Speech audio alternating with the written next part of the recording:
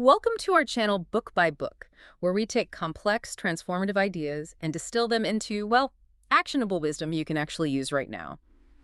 Today, we're looking at a book that really hits home for anyone feeling, stretched thin by modern life. It's Zen, The Art of Simple Living by Shunmyo Masuno. Ah, Masuno. He's such an interesting figure. Right, he's not just an author, he's a respected Japanese Zen monk and a pretty renowned garden designer. Exactly. And you can really see that duality in his approach. It's all about cultivating clarity, order.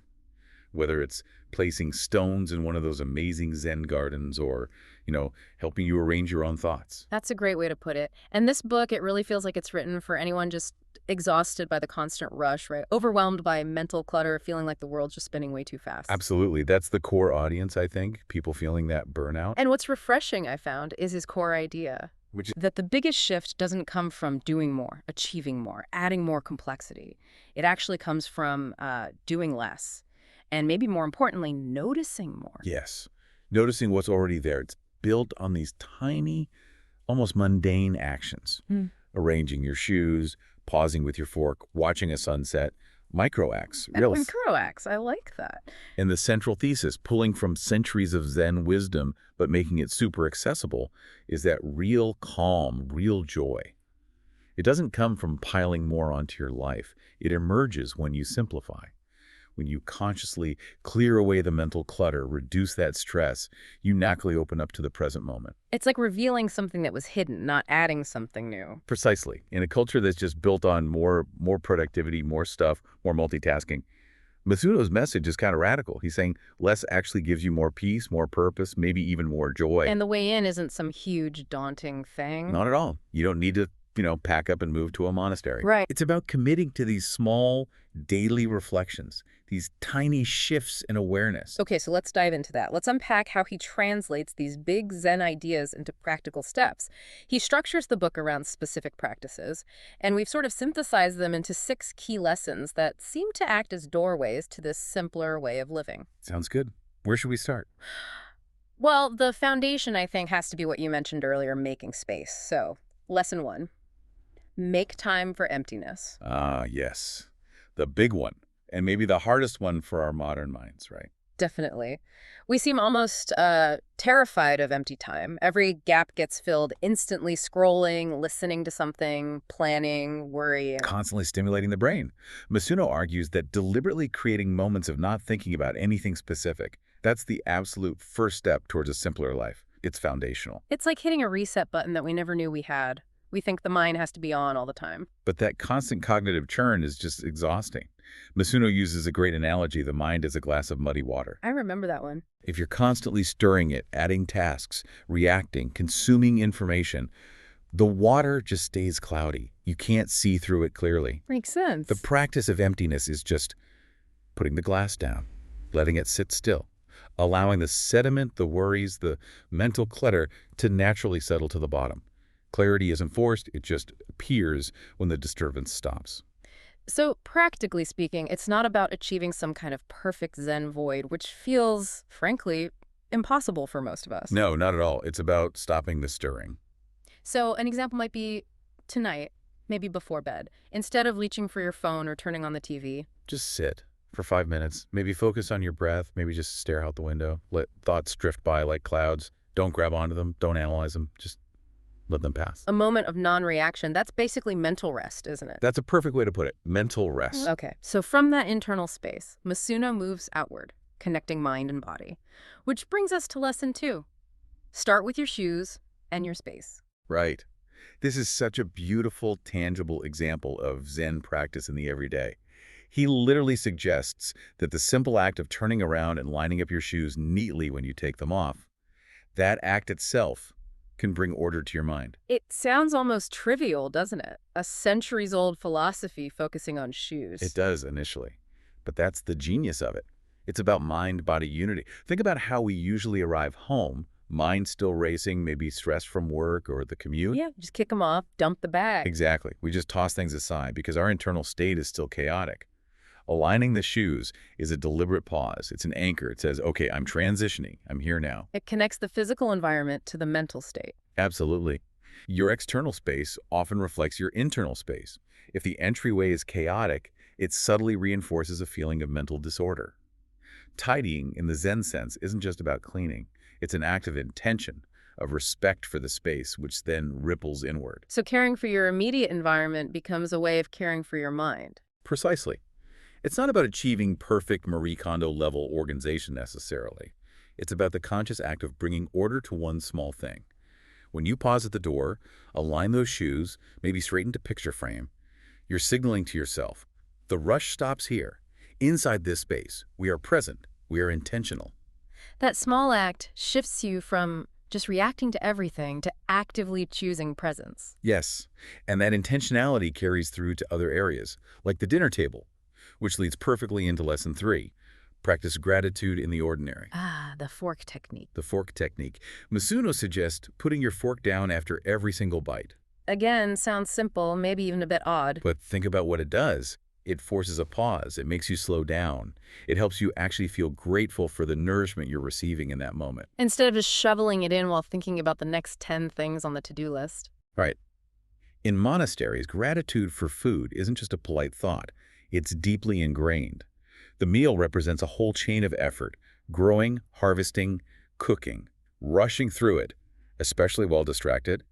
It disrespects that effort, and honestly, it disrespects our own body's need for nourishment and awareness. We've all done it, haven't we? The vacuum cleaner meal, you look down, the plate's empty, and you barely remember tasting it. Happens all the time.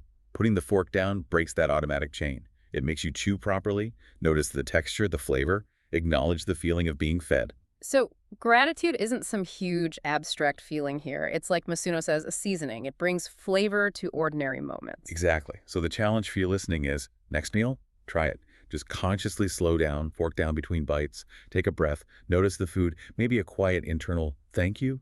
It could actually be quite transformative. From the table, Masuno then encourages us to connect with the earth itself. Lesson 4. Embrace barefoot time in nature. Yes, he specifically mentions that spending time barefoot can strengthen the body. But beyond the physical, it's really about grounding, reconnecting. We spend so much time insulated, don't we? Shoes, socks, concrete floors, pavement. We've basically cut off that direct sensory link to the earth. Masuno uses the analogy we're like trees that have forgotten they have roots. That's powerful, and it explains that sort of free-fighting anxiety many people feel, unrooted. Exactly. Nature, in Zen, is the ultimate teacher. It teaches acceptance, constant change, going barefoot, feeling the grass or the soil, or even just the texture of wood under your feet. It's a primal reconnection. It pulls your awareness out of the mental chatter and into direct physical sensation. Shifting the input, really, away from the constant visual and auditory noise. Right. So the practice here is tiny. Maybe tomorrow morning, before you even get dressed, just stand barefoot for a minute. On the carpet, on tile, ideally on grass if you can. Feel the temperature, the texture. Just notice it. That simple sensory input can stabilize you, give you a feeling of being grounded that you can carry into the day. It's surprisingly effective. Okay, so these first 4 lessons seem focused on presence, grounding, awareness. Intentionality in action. Which sets the stage for Lesson 5, which feels more about the internal mindset. Cultivate Chisoku, the joy of enough. Jisoku.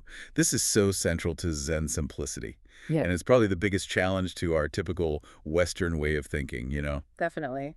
What exactly does Chisoku mean? It translates roughly as knowing satisfaction or being content with what you have right now. It's the active practice of resisting that constant internal nagging for more. More stuff, more status, more achievements, the engine of modern anxiety, basically. Yeah, that's it, exactly. Yeah. Chisoku is pushing back against that engine. It feels different from just, say, minimalism, which often focuses on getting rid of stuff. It is different. Western minimalism can sometimes be about the aesthetic or maybe sustainability, which are good things. But Chisoku is fundamentally internal. It's about emotional satisfaction and non-attachment. You could have very few possessions but still be deeply unhappy because you're constantly craving something else. Validation, a different job, whatever. Chisoku is about finding peace within your current state. It's like disarming that wanting mind. Yeah, that's a good way to think about it. Remember the muddy water analogy? Let's use a cup this time.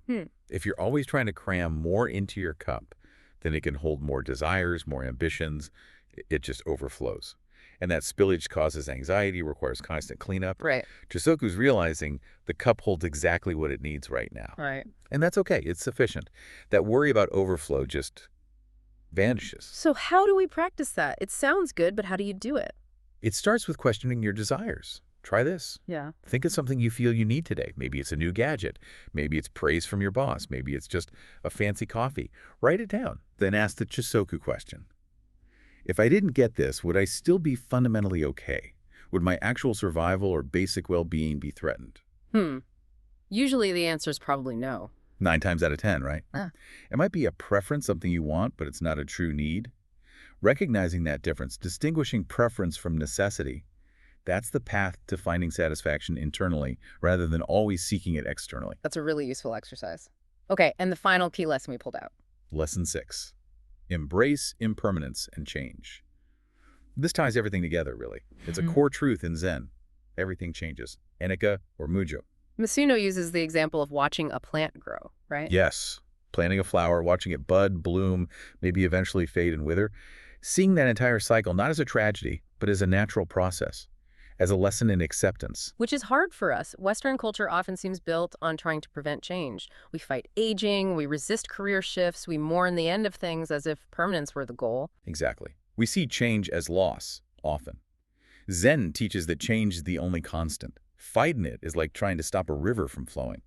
It's exhausting and ultimately futile. It's the source of so much suffering. This links back to his garden design work too, doesn't it? The idea of wabi-sabi. Absolutely. Wabi-sabi is that aesthetic appreciation of imperfection, of transience, of the beauty in things that are weathered or asymmetrical. Masuno uses natural, sometimes irregular materials in his gardens precisely because that reflects reality. A perfectly symmetrical, unchanging garden would feel sterile, lifeless.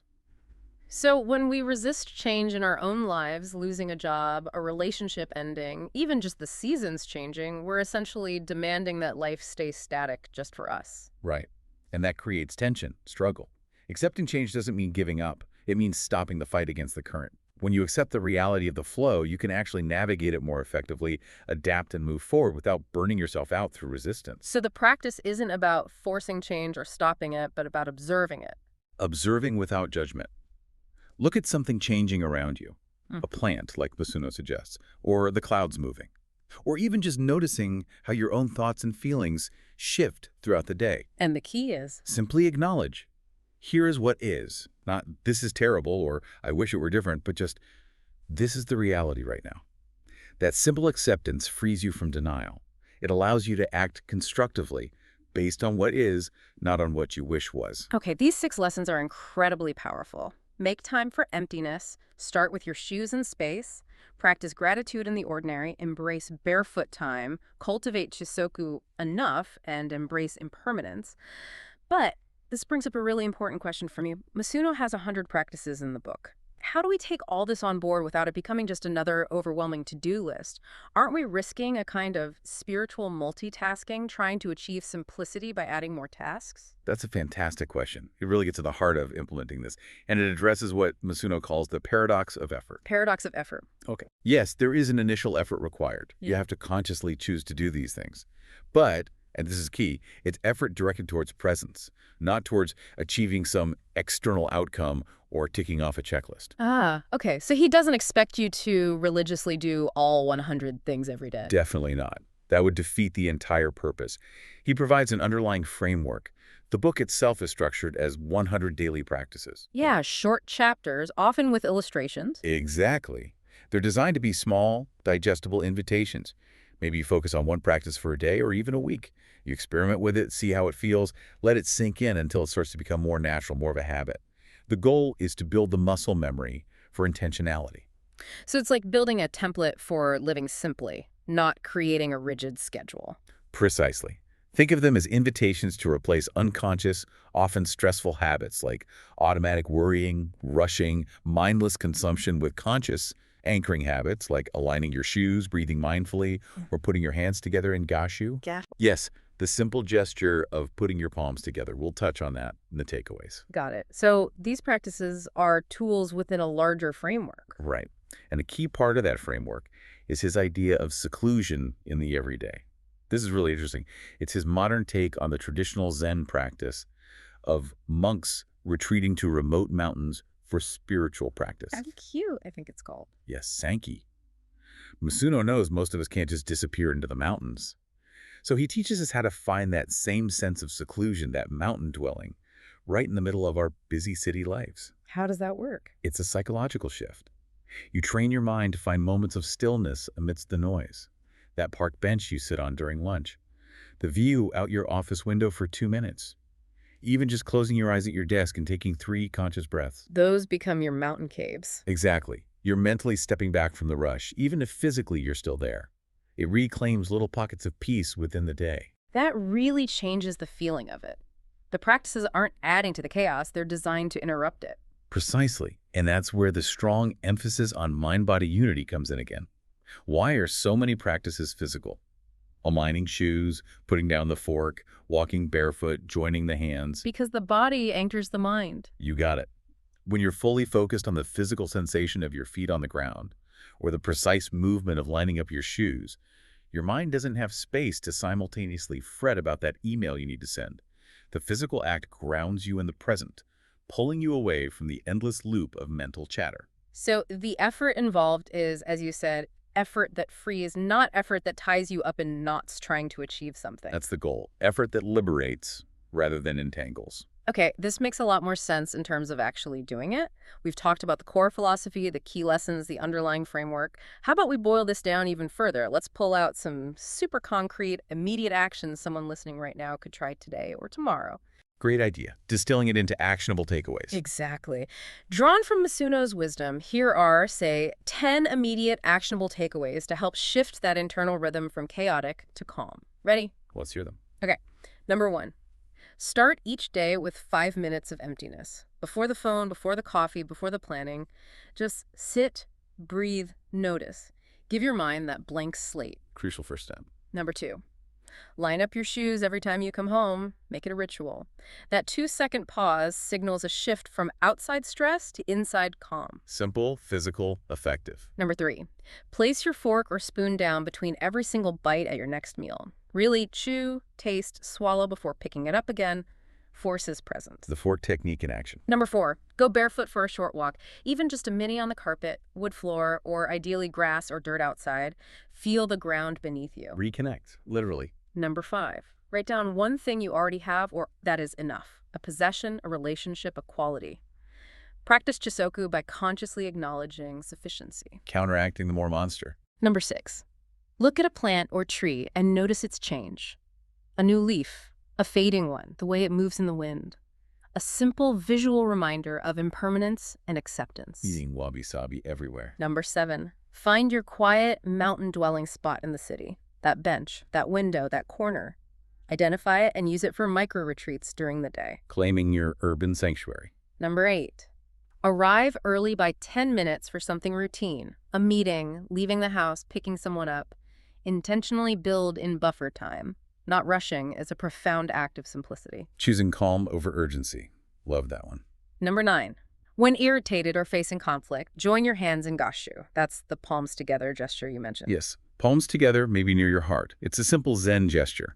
The physical act of aligning the hands instantly helps center the body, calm the nervous system. It gives you that crucial pause before reacting. A physical tool for emotional regulation. Yeah. Okay. And finally, number 10. Offer gratitude nightly for simple gifts. Not big wins, but small, everyday things. Name 3. The taste of tea, a bird singing, a clear sky after rain.